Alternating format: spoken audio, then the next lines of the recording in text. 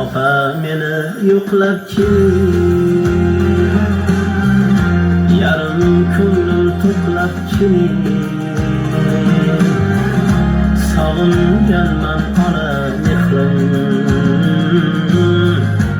siz onamga o'xshab keling.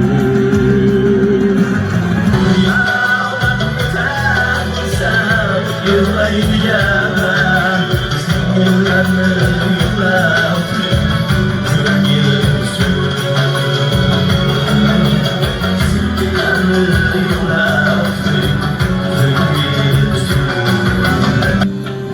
bir bahor bo'lganda beqaror edi, dilga ish qurganda beg'ubor edi, bir go'zal kulganda betakror edi.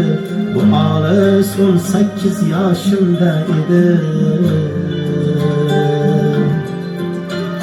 Bu olis 18 yoshimda edi.